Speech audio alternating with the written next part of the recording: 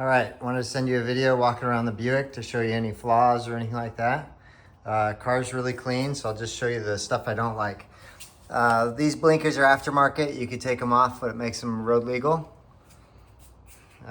These have LEDs in them.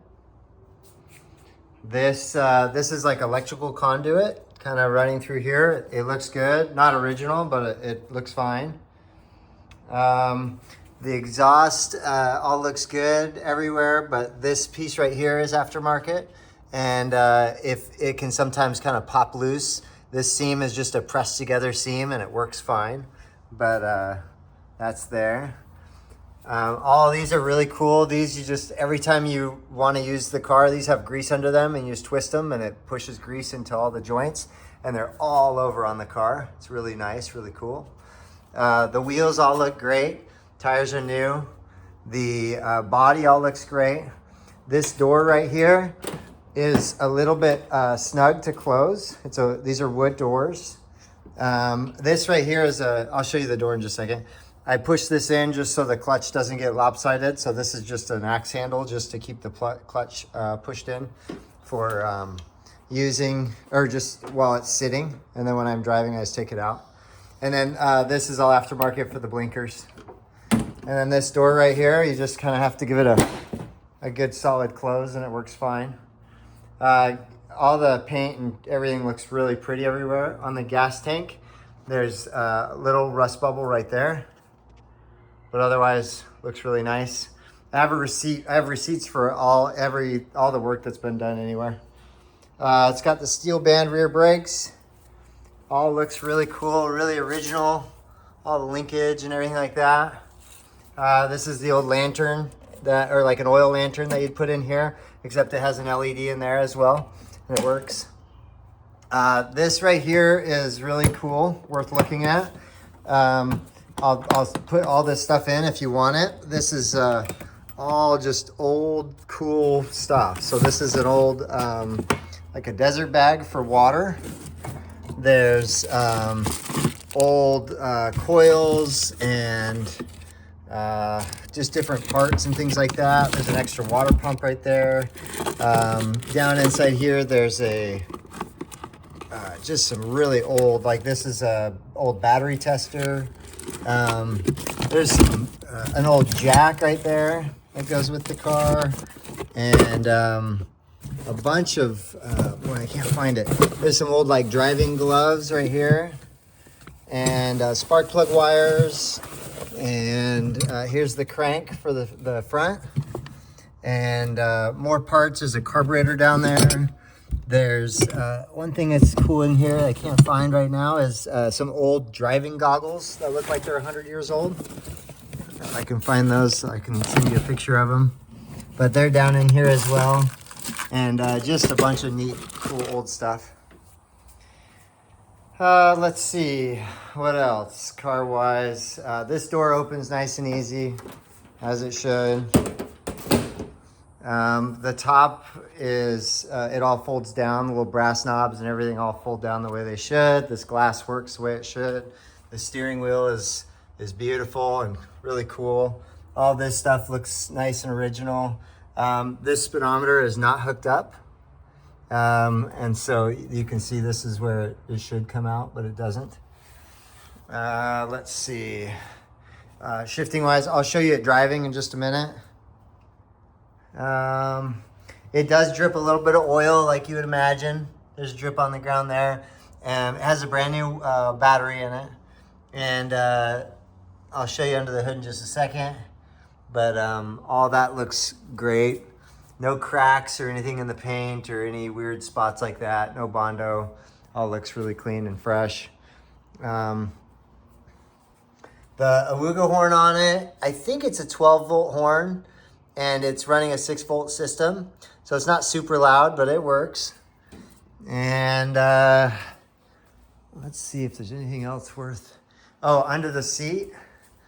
That's where I kind of keep all the paperwork and stuff like that. So down under here, I've got old, all the receipts for it, the title, all that kind of stuff. But I mean, some really cool old like owner's manual type stuff. Let's see if I can get this out of here. So like this is Delco Systems, I don't know, just all the instruction books, and there's copies of stuff and pictures from the build and things like that all inside there. And I think that's about it. I'll show you under the hood next. All right, here's under the hood. This has the old Delco generator system in here. You can see on this, hopefully I can zoom in. It's patented 1903, 1905, which this is the original one for 1915. It's got the original engine here, and or I assume it's the original engine. I guess I don't know for sure. And each of these are really cool. This is a little oil can. You can oil each one of these. I do every time I drive it. And then these are little grease knobs, and so these you twist, and it puts grease on the little rocker. Whatever you call that, on the rockers. Water pump, you just tighten these up so it'll drip just a little bit, and you tighten them and the dripping goes away. Has the old leather belt to run the fan. Car doesn't overheat or anything like that. Only things I don't love in here is the wiring could be cleaned up. It looks fine, it all works, but and it's actually how it was supposed to be, like wiring wise, but just doesn't look as original. And then over here, it's a little more hidden. You can see like a positive panel.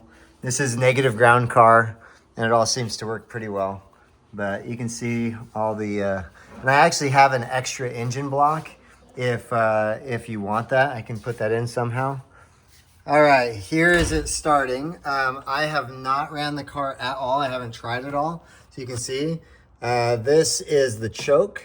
So I usually pull that all the way out, push the clutch in, make sure I'm in neutral, and then this is the starter pedal right here, and no real gas needed. If you do, this is your throttle kind of adjustment. I usually leave it there. I kick this on and this on. This one right here is a little finicky. You kind of have to find the spot for it to run. This goes full power.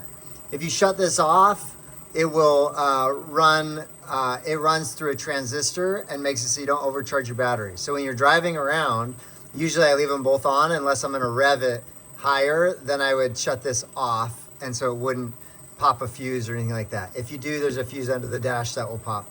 Headlights there, tail lights there, those all work. And you can hear the generator turning. And so you push it down and it'll engage. And if it doesn't engage, then you just hit it again.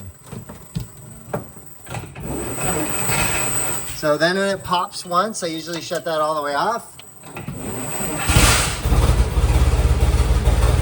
That's it. Now, this is your oil gauge. You can see the oil flowing in, which is kind of cool. And as it goes, it'll go more and more. This is your amp gauge running 10. If you shut off your auxiliary, then it'll run less amps. So up above 20 is a little excessive, so that's where you kick that off. Now when you drive this thing, it'll go into gear no problem. That's first. Let out, and actually that's first gear, so I'm gonna go forward. So you can see the car goes forward great, clutch feels good, all that stuff. There's no synchronizers in these old cars. So if you're in first gear and you go to second, usually, all right. So there's neutral. If I'm going to second, you have to double clutch it to push into second. But if you're driving and you're at high RPM, it's gonna grind going in. And so usually you just gotta get used to it. You'll come up, let off, push again, and just pop it in and you're good to go. And third, same deal. I think that's pretty much it. The e-brake works. You shut that off. And there's your gas pedal. This is your timing. So you can adjust timing. I usually run it about right there. And I think that's it. And then that